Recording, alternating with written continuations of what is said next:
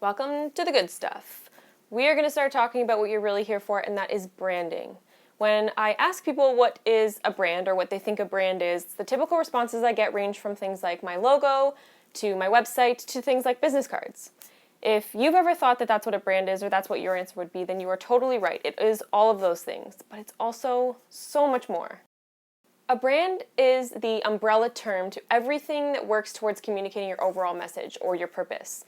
So what is the feeling that you want students to have when they leave your class? What is the message you want them to hear? Is there a particular style you want to convey? And as we know, there are so many different ways to get your message out into the world these days. There's Facebook, Instagram, email signatures even. There's so many little ways to communicate your message. So we're going to start talking about just that. Your brand is also your promise to your clients. So if you have a well thought out and a concise brand that's consistent across all platforms, you've got your message determined, you've got the ways you're going to communicate it determined, then you have a little bit more control over what your experiences are going to be and what your experiences for your clients and your students are going to be.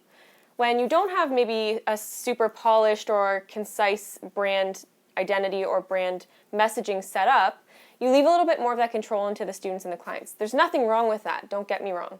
It just allows you to take a little bit of control back so that they're hearing and seeing what you want them to be hearing and seeing, and they're getting what you're offering. So by taking this workshop, I hope that it's going to help you with a little bit of guidance, design your very own brand assets so that they look professional and that they're engaging for your audience. So if you imagine going to a website that's very nicely put together, it's beautiful imagery, it's got everything you need, it's easy to navigate, and you can find what you're looking for super easily. You're going to be much more engaged and much more likely to poke around and find out some information rather than if you visited a website that was terribly designed, it didn't look very well, it didn't look like someone took the time and effort to put in a well-branded, well-rounded brand onto their website. When you take the initiative to put the time and effort into that, people notice. People notice that it matters to you and it's valuable. There's a wonderful quote by an author named Jay Danzy, and he says this: "Your smile is your logo, your personality is your business card, how you leave others feeling after having an experience with you becomes your trademark."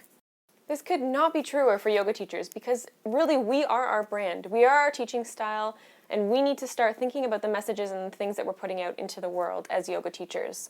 So when you start to think about stuff like that, you can really hone in on what it means to you to be a teacher and how you want people to experience you teaching any sort of form of class. Am I saying that you need to take this workshop in order to be a successful teacher, or that you need to have a professional looking brand in order to be successful?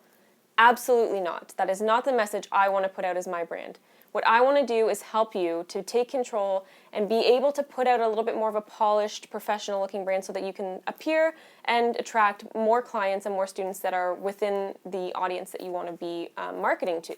So when you come off as professional, or you've taken the time to put some effort behind your brand and your marketing, people will notice that, people will value that, and people will trust you a little bit more inherently.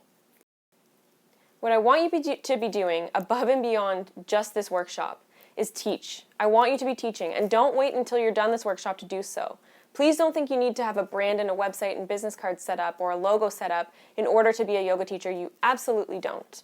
What you need to be doing is teaching anybody and everybody that will learn from you, especially if you're just starting out, because that's what's really going to help you find your teacher voice and be able to determine what you like, what you don't like, and it's going to just make your brand that much more unique and authentic to you. What building a quality brand does for you is it gives you the ability to reach more students and reach the type of students that you want to be teaching and be able to reach them a little bit more effectively. So let's take a pauser, and then when you're ready, hop on over to the next video where we're going to talk about everything that falls under the branding umbrella.